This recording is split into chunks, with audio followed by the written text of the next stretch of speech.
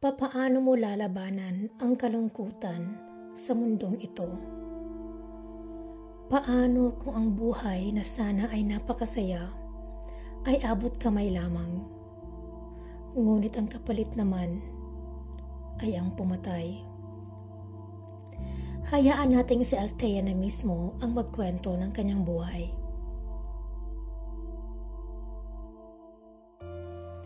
Ako po si Althea. Kung kailan ako ipinanganak, ay kahit ako nakalimutan na. Ang alam ko lang ay masaya ako noon, kasama ng aking ina, ama, at isang bunsong kapatid. Timo ang kanyang pangalan. Nakatira kami sa isang masukal na gubat. Opo, masukal. Isang mangangahoy at mangangaso ang aking ama. At si ina naman ay may malawak na taniman ng gulay. O kaya nasa bahay lang at nag-aalaga sa amin ni Timo. Akala niyo siguro dahil nakatira kami sa isang masukal na gubat ay wala na kaming kaibigan. Ang totoo, sa isang maliit na pamayanan kami nakatira. Oo, may kalayuan ang kubo ng bawat pamilya, ngunit kilala namin ang bawat isa at kami po ay nagtutulungan. Ang aking ama ay minsan bumababa sa nayon sa paanan ng bundok kasama ng iba pang kalalakihan sa aming pamayanan. Nagmamatiyag daw at nakikibalita. Yun ang sabi sa amin ni Timo ng aming ina. Ngunit napakadalang lang iyon. Minsan lang sa maraming buwan. At kapag bumabalik ang aking ama sa mga pagkakataong iyon, ay nagkakaroon ng maliit na pagtitipon sa bakuran ng aming tahanan. Isang araw, may isang pamilyang dumating sa aming lugar. Naglalaro kami ni Timo noong makita namin ang isang kalabaw na ginagabayan ng isang mag-asawa. May maliit na bata na nakapatong sa kalabaw, kasama ng ilang mga gamit na nakabalot lang sa tela. Napahinto kami ni Timo sa paglalaro sa aming bakuran at tumingin sa nagdaang pamilya. Hindi namin ito kilala. Makikidaan po. Malakas na sabi ng lalaki, hawak pa ang lubid ng kalabaw. Mukha itong mabait, kaya hindi kami nakaramdam ng takot, kahit na hindi siya pamilyar sa amin. Wala ba dyan ang inyong mga magulang, mga bata? Tanong nito. Nandyan po ang nanay sa likod. Tatawagin ko po.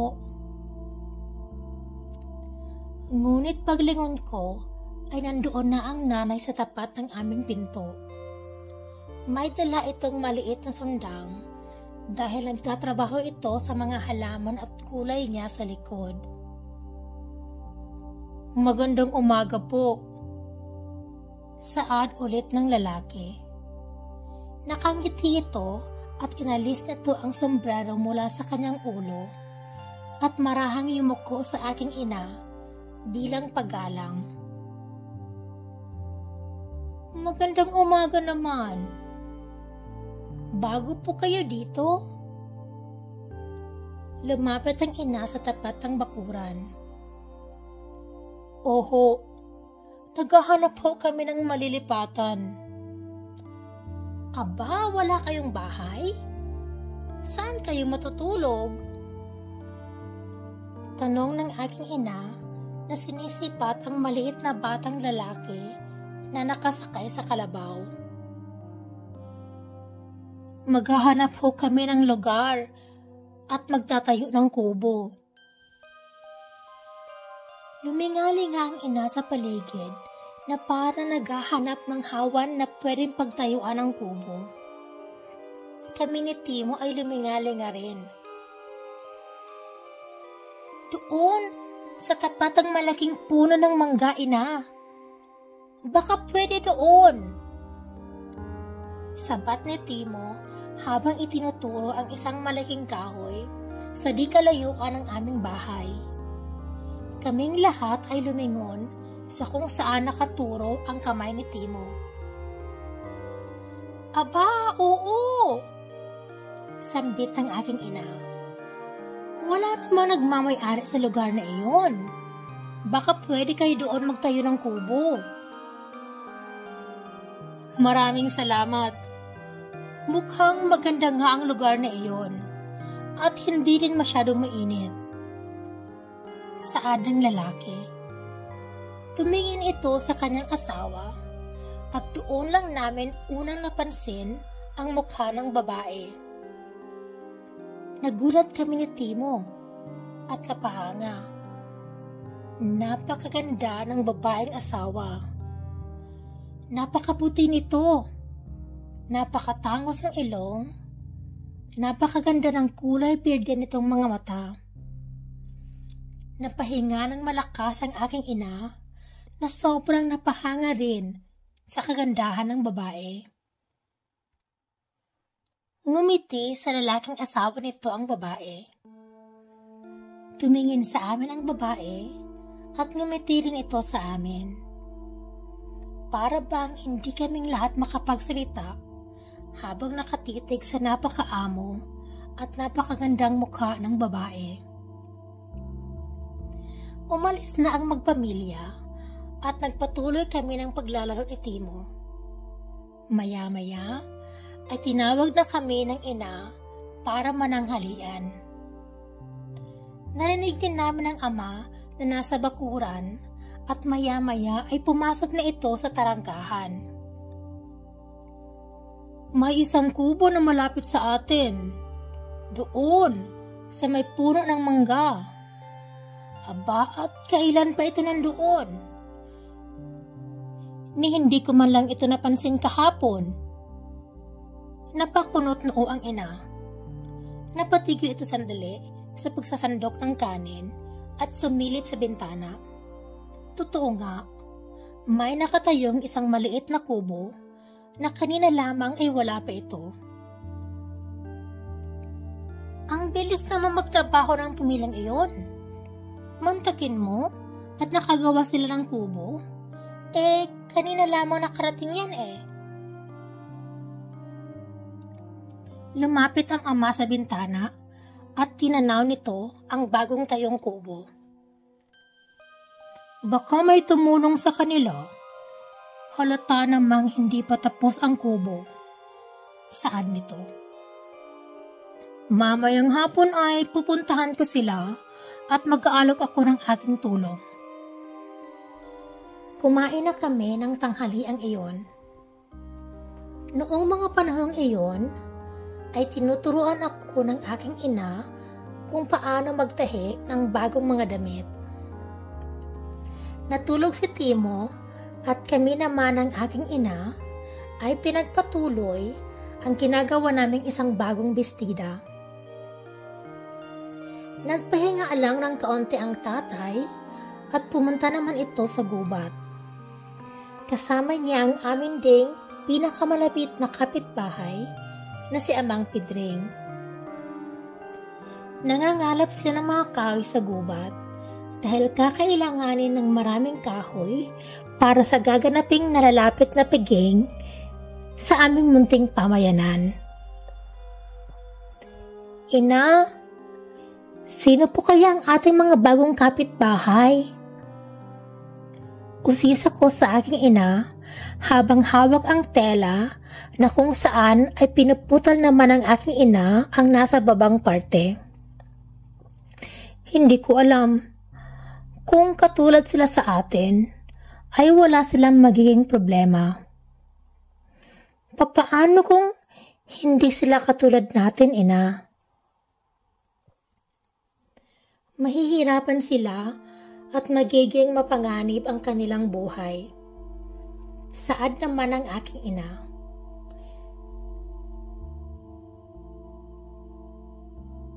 Hindi sa atin, kung hindi sa iba pang kauri natin na nasa malapit lang dito. Noong dapit hapon nga, ay narinig kong nagpaalam ang aking ama na pupunta raw siya sa aming bagong kapitbahay. Nagkatitigan muna si ina at ama bago tuluyang umalis sa pinto at pakura ng aking ama. Nakita kong naghihintay sa labas ng bakuran ang amang Pedring. Noong gabing iyon ay nakita ko ang aking ama, ina, at ilang mga kapitbahay na nasa aming bakuran. Nag-uusap ang mga ito. May mga pagkakataon na napapalakas ang boses ng isa sa kanila. Mukhang galit ang karamihan at may nagsabi pa na susugurin daw nila ang mag-anak at papaalisin. Narinig ko ang marahan na boses ng aking ama. Sa wari ko ay kinakalma niya ang aming mga kapitbahay. Binigyan ko na sila ng babala. Kung patuloy silang magmatigas, ay hindi na natin kasalanan kung may mangyaring masama laban sa kanila. Narinig kong salita ng isang nakakatandang lalaki. Nakatingin lang sa akin si Timo. Mag-aanim na taong gulang pa lamang siya at ako naman ay magdadalaga na.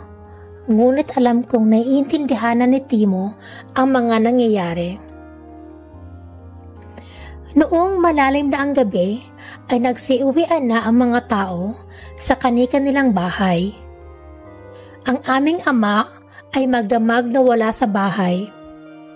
Alam kong binabantay nito ang bagong pamilya.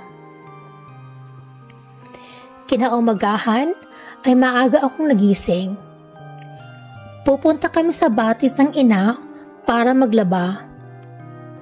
Mag-iisang oras din ang lakad papunta sa naturang batis, kaya hindi pa sumisikat ang araw ay nagsimula na kaming maglakad. Nadaanan namin ang aming bagong kapitbahay. Nakatayo at kompleto na ang kanilang kubo, ngunit sarado ang pintuan at mga bintana, kaya wala kaming makita. Mukhang madami ang mga lalaban ninyo ngayon, Narisa. Narinig ko ang tinig ni Amang Pedring. Napalig kami ng aking ina kung nasaan ang boses ni Amang Pedring. Nakita ko si Amang Pedring na nakatiwarik sa isang sanga ng malaking mangga at nagbabaga ang mga mata nito. Kayo po pala ang pantay ngayong gabi. Marahang saad ng aking ina. Tumigil saglit ang aking ina at itinuon ang mata at mukha nito sa bagong tayong kubo. Tahimik at hindi samagot si Amang Pedring. Opo, medyo marami ang lalabhan ngayon kaya inagahan na namin. Mauna na po ako, Manong Pedring. Yumukurang kaunti ang aking ina at ipinagpatuloy namin ang paglalakad. Maaga pa noong nakarating kami sa batis. Nagsimula nang magpaunang panlaw ang aking ina at kaagad naman akong tumulong. Tahimik kami na naglalaba ng aking ina sa batis. Gusto naming matapos kaagad at paunti-unting maisampay namin sa mga sanga ang aming nalabhan para matuyo kaagad ang mga ito. Tirik na ang araw nang may marinig kaming kaluskusan. Sabay kaming napalingan ng aking ina at nakita namin ang magandang babae kasama ng kanyang anak na pababa din sa batis, dala ng isang malaking palanggahan na lalabhan. Tumayo ang aking ina upang salubungin at patiin ang aming bagong kapitbahay. Akala ko maaga na ako. Mas maaga pa pala kayo. Nakangiting bati ng magandang babae na nagpakilalang Elorde. Oo, marami kasi kaming lalabhan ngayon at gusto ko sana na matuyo ka agad at makauwi bago magtanghalian. Sabat naman ang aking ina. Iyan din sana ang gusto kong gawin, ngunit napatanghali ng aking gising. Hindi kami makatulog kagabi at madaming mababangis na hayop ang para nag-aawayan malapit sa aming bahay. Saad nito. Tumingin si Elorde nang makahulugan sa aking ina. Tahimik namang tinugon ng aking ina ang sinasabi ng mga mata ng magandang babae na si Elorde. Nagsimula na ring magbanlaw ng labahin si Elorde. Tinutulungan siya ng kanyang maliit na lalaking anak. Tahimik na naglaba kami sa batis. Minsan ay may tinatanong si ina kay Elorde at minsan naman ay si Elorde ang nagtatanong. Manghang-mangha ako sa napakaberdeng kulay ng mata ni Elorde. At tila natitigilan at nawawala ang isip ko kapag tinititigan niya ako at may tinatanong. Mabait ang magandang si Elorde. Pakiramdam ko ay gusto siya ng aking ina. Napag-alaman namin na matagal na palang mag-asawa si Elorde at Agapito, ang kanyang asawa. Mayroon silang isang anak. Nagpapalipat-lipat sila ng tahanan kadalasan ay dahil sa trabaho ng kanyang asawa. Bakit po berde ang inyong mga mata? Hindi ko napigilang itanong. Napatawa ang aking ina. Naku, Elorde, simula nang makita ka niyan ay wala na yang bukang bibig kung hindi bakit to berde ang mga mata mo. Natatawang saad ni ina. Napatingin si Elorde sa akin. Ito kasi ang kulay ng mga mata ng aking mga magulang. Matipid, ngunit masuyo niyang sagot sa akin. Saan po ba kayo nakatira dati? Tanong ko ulit. Mga berde ang mga mata ng mga magulang ninyo po? Magaganda siguro ang lahi ninyo. Saad at tanong ko. Hindi ko mapigilan ang aking paghanga kay Elorde. Napangiti lang si Elorde. Ngunit nakita ko ang saglit na lungkot sa kanyang mukha, ngunit bigla rin itong nawala. Tinignan niya ako at ngumiti lang siya sa akin. Noong mga 11:00 na ng umaga, ay sinabihan na ako ng aking ina na kunin ang mga nilabhan namin at siguradong tuyo na ang mga ito. Nagsimula na nga ako sa pangunguha sa mga puno at damuhan ng aming mga nilabhan. Ibinibigay ko iyon sa aking ina na siya namang tumutupi sa mga ito at inalalagay sa aming malaking palanggana. Napansin kong tapos na rin sa paglalaba si Elorde at ang kanyang anak na tinatipon na rin ang kanilang natuyo na bagong nilabhan. Sa bagay, sa isip ko, kakaunti lang naman talaga ang nilabhan nila, kaya siguro ang bilis nilang natapos. Magkasabay kami sa paglakad pa uwi. Si ina at si Elorde sa likod, hawak ang mga palanggana ng tuyong nilabhan, at kami naman ang batang sa Nestor ang nasa unahan. Bit-bit ang maliit na palanggana na naglalaban ng sabon at panglabang kahoy na pinupupok namin sa damit habang ito ay nilalabhan. Masayang kasama sina Elorde at Nestor. Sa palagay ko ay naging napakagaan ang loob ng ina sa maganang babae at ako din sa anak nito. Nagpaalam kami noong nasa bakuran na kami ng bago nilang kubo. Nakaabang ang asawa nito sa pintuan at magalang kaming binati. Pagkatapos ay pumasok na ang mag-anak sa kanilang kubo at kami naman ay nagpatuloy na sa pag-uwi papunta sa aming bahay. Naabutan namin mag-isa si Timo sa bahay. Masaya nitong sanilubong kami na ina galing sa batis.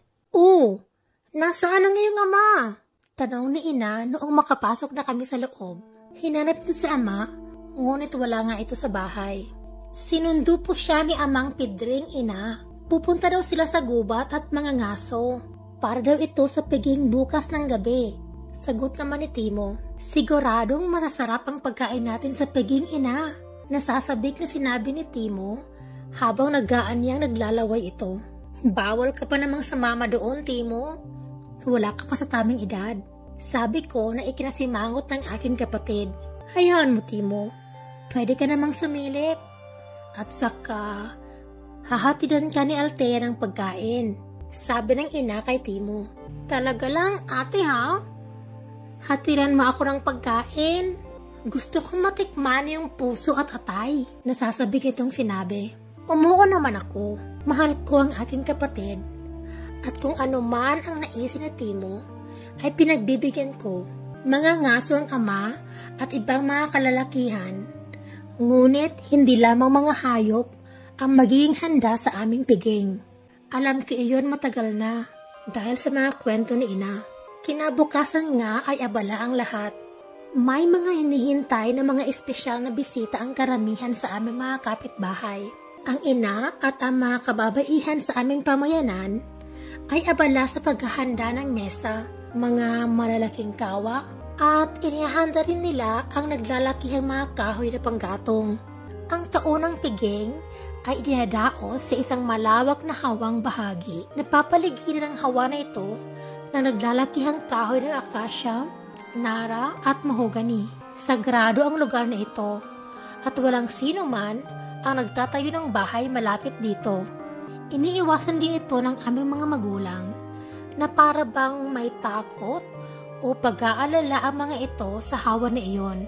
May kalayuan ito, ngunit tanaw pa rin ito mula sa aming bintana. Maghapon kaming nakadungaw ni Timo habang pinagmamastan ang mga pangyayari. May mga nakikita na rin kaming mga hindi kilalang tao na naglalakad sa aming paligid. Alam naming ito ang mga espesyal na bisita. Malalaki ito at medyo nakakatakot tingnan. Ngunit wala naman itong ginagawa. At ang isa nga sa kanila ay binati pa kami ni Timo habang napadaan siya sa aming bahay. Ngunit nagtataka kami dahil para bang ang karamihan sa kanila ay nag-uusisa sa aming bagong kapitbahay. Nakikita namin ni Timo na nasa labas ang mga ito at nakabasid sa tahimik na bagong tayong kubo. Nasasabik din ang mga mukha ng mga bisitang ito. Nakita ko si Ama at si Pedring na lumabas sa bagong tayong kubo. Kasama nito ang lalaking sa agapito at mataimtim silang nag-uusap. Tumango-tango ang lalaki at tinapik ang balikat nito ng aking ama bago tuloy umalis na nga ang aking ama at si Amang Pedring. Noong gabi na nga na iyon ay kabilugan ng buwan. Nakita kong nagpahid na ng langis ang aking mga magulang. Opo, siguro nakakaramdam na kayo na aswang ang mga tao na bumubuo sa aming pamayanan. Mga aswang po kaming lahat, ngunit lahat ng pamilya sa aming pamayanan ay mga hayop lang ang kinakain. Nabubuhay kami na parang mga normal na tao. Sa umaga ay nakakalabas din kami at hindi sa amin problema ang sikat ng araw. Ngunit isang gabi, bawat taon, sa piging na ito ay hinahayaan naming lumabas ang aming tunay na pagkatao at kumain ang karne ng tao. Nakatingin lang kami ni Timo sa aming mga magulang na mula sa anyong mga tao ay nagkaroon ng makakapal at mabalahibong balat. Naging napakaitim din at nag-anyong mga aso ang ina at ama. Ibinigay sa akin ng ina ang langis at nagsimula na rin ipunas ko ito sa aking buong katawan. Opo, ito po ang kauna-unahang mag-aanyo akong aswang. Matagal na akong sinasanay ng ama at ng ina sa pagkakataong ito at dumating na nga ang araw ng aking pagiging ganap na aswang. Ngayon, ang unang gabi, nakakain ako ng karne ng tao. Nakatingin lang si Timo sa akin habang ako ay nagbabagong anyo. Alam nito ang mga nangyayari. At alam din nito ang aming mga pagkatao kahit bata pa lamang ito. Lumabas ako at ang ama at ina sa aming bahay habang naiwan si Timo.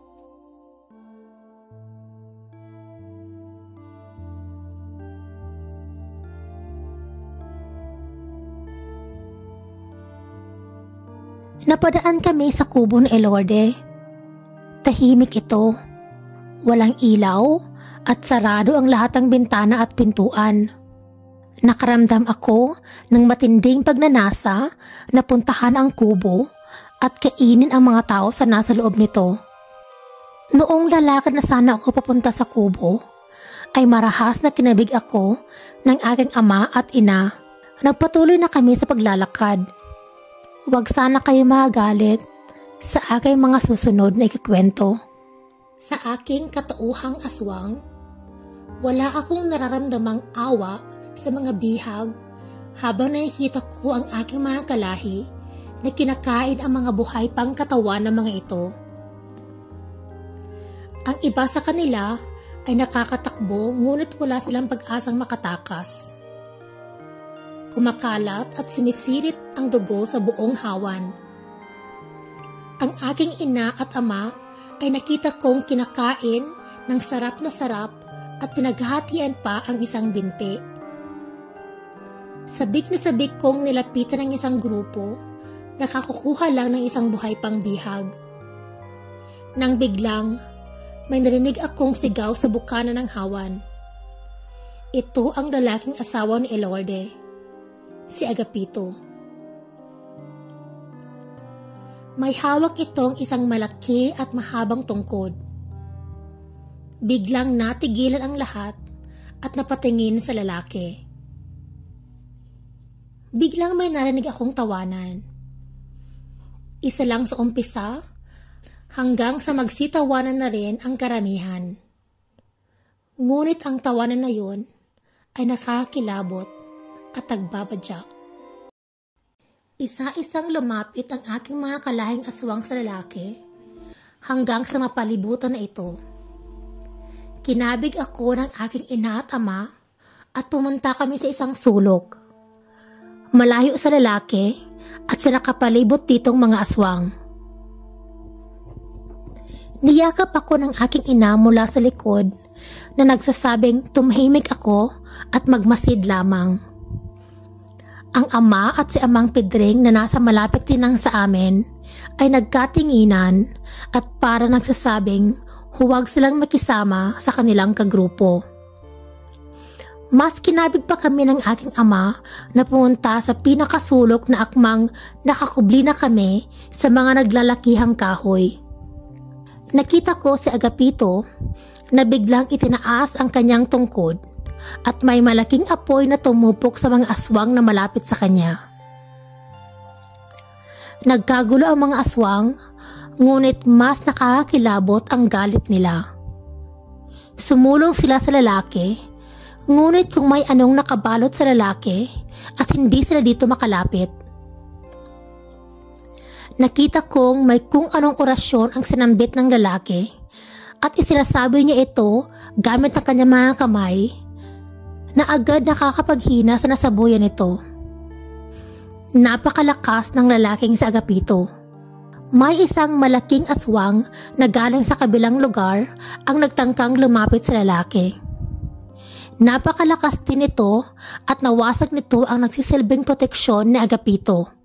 Sandaling napahinto ang lalaki at napatilapo na para bang may malaking puwersa ang tumulak dito. Ang aswang na ito ay napakalakas. Mayroon din itong napakahabang buntot at sungay na parang sungay ng kalabaw. Dinaluhong nito ang lalaki na akmang sasaktan ito gamit ang kanyang mga sungay. Naikumpas ng lalaki ang kanyang kamay at tumilapo ng aswang. Ngunit dinaluhong naman siya ng iba pang mga aswang at naglaban sila. Natatalo na si Agapito. Bigla na lamang ay nakita ko ang aking ama, si Amang Pedring, at ang ibang aswang sa aming pamayanan na pumagitna laban sa lalaki at sa mga aswang na bisita. Nagalit ang napakalakas na aswang at kumumpas ito sa hangin at biglang nasugatan ang mga aswang ng aming pamayanan. Ngunit sila ay lumaban sa mga dayuhang aswang. Bigla na lamang na nakita ko ang aking ama, si Amang Pedring, at ang ibang aswang sa aming pamayanan na pumagitna laban sa lalaki at mga aswang na bisita. Nagalit ang napakalakas na aswang at kumumpas ito sa hangin at biglang nasugatan ang mga aswang ng aming pamayanan. Ngunit sila ay lumaban sa mga dayuhang aswang. Pilit nilang ipinagtatanggol ang mahina at nakaluhod na sa lupa na Agapito. Nahindak ako noong nakita kong kumampas sa hangin ang malakas na aswang at nagkaroon ulit ng hiwa sa katawan ang aking mga ama at mga kasama nito. Nang biglang nagliwanag ang buwan, nakita ko ang babaeng si Elorde na nasa hangin. Nababalot siya ng iba't ibang kulay ng liwanag. Napatakip ng mga mata ang mga aswang kasama na sina ama at ang kanyang grupo. Lumapit si Elorde sa asawa at may ibinulong ito dito. Biglang lumakas ang katawan ni Agapito at tumayo ito. Gumuhit ito sa lupa gamit ang kanyang tungkod at biglang tumilapon ulit ang mga kalabang aswang.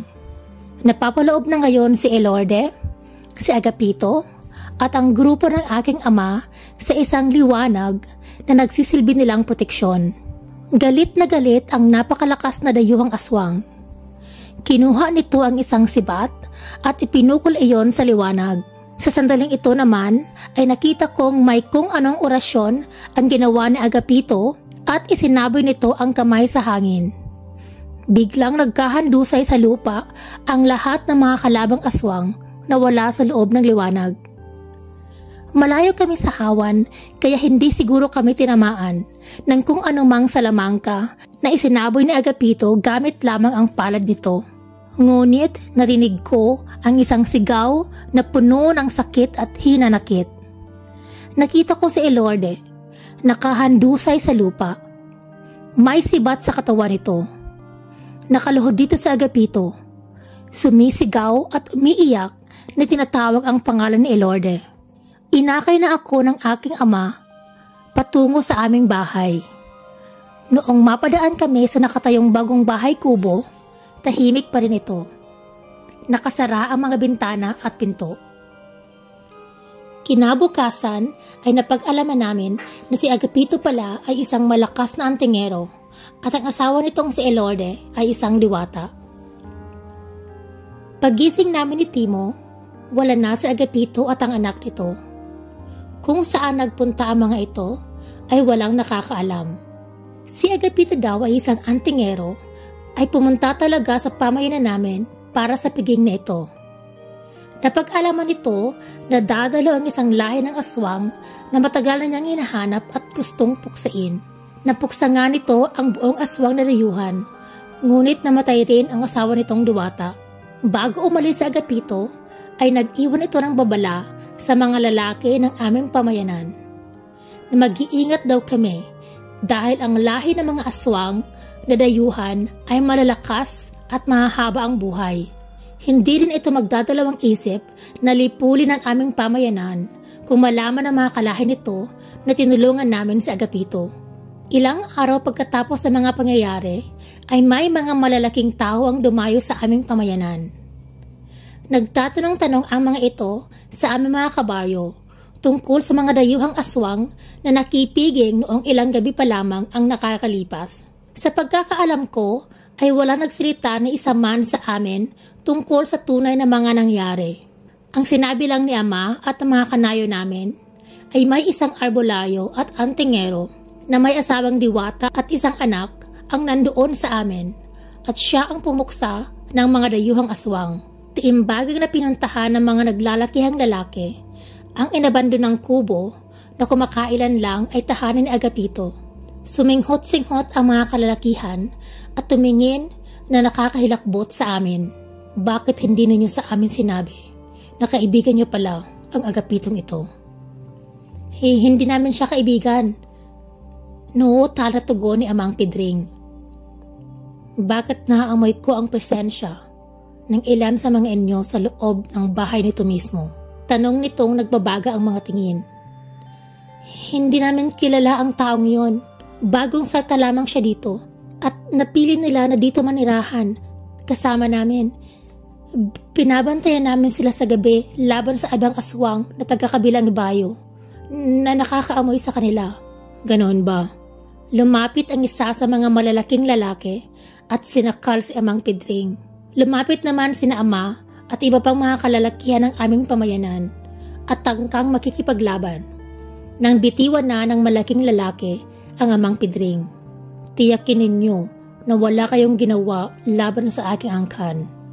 Magbabayad ang mga taong pumatay sa aking kalahi. Nagbabadya nitong sabi at lumakad ng paalis sa maliit na kubo. Noong makaalis ang mga dayuhan ay nagpulong ang mga pamilya sa aming pamayanan. Napagdesisyonan namin na lumikas na habang may panahon pa. Tiyak na malalaman ng mga dayuhang aswang kung ano ang totoong nangyari. Dahil kumuha ito ng mga kahoy at halaman sa hawan. May mga salamangka ang nakakaalam kung ano ba talaga ang nangyari sa isang lugar. Kung meron itong mga bagay na nakuha sa pinangyarihan. Iyon ang sabi ni Amang Pidring. Noong araw ding iyon ay nag-alsa balutan kami. Agad naming nilikas ang tahanan namin sa gubat at bumaba sa nayon. Hindi rin kami nagtagal sa nayon at nagpalipat-lipat kami ng lugar na titirahan. Hanggang sa may matagpuan kaming isang tahimik at napakalayong nayon sa una naming naging tahanan at nanatili kami dito. Ngayon po ay ulila na ako. Matagal nang patay ang aming mga magulang. Namatay sila ilang taon lamang ang nakakalipas simula ng mga pangyayaring ito. Hindi na kasi sila nakakain ng karne. Isinumpa ng ina at ama ang kanilang sariling pagkatao. Kahit na naghihina na ang mga katawan, hindi pa rin sila uminom ng dugo at kumain ng karne ng tao. Ako ay magdadalawampung taon gulang pa lamang. Ngunit ang alam ng aking mga kanayon ay isa na akong matandang babae. Si Timo ay sumama sa isang dating kapitbahay at iniwan akong mag-isa. Hindi kaya ni Timo ang sakripisyo namin ni na ina at ama na huwag nang kumain ng karne ng tao at mamuhay ng normal. Sumama ito sa isang pamilyang aswang at nakatira na siya ngayon sa kagubatan. Paminsan-minsan sa gabi ay binibisita ako ni Timo at sinasabing gusto niyang sumama ako sa kanya para humaba pa ang aking buhay. Ngunit buo na ang desisyon ko. Ayokong pumatay. Marumi man ang pagkatao ko, ngunit mamamatay akong malinis ang aking isip at puso. Mahal ko ang aking kapatid, ngunit hindi ko hawak ang kanyang buhay. Nagpaalam na ako kay Timo noong huling bisita niya sa akin. Umiyak ang kapatid ko. Inalok na naman niya ako ng dugo para humaba pa ang aking buhay. Ngunit kagaya ng dati, tinanggihan ko ito. Wala na akong lakas at alam kong lilisanin ko na ang mundong ito. Kung mayroon mang kabilang buhay pagkatapos ng aking kamatayan, ipinapanalangin ko na sana ang buhay doon ay hindi kasing pait ng buhay ko sa kasalukuyan.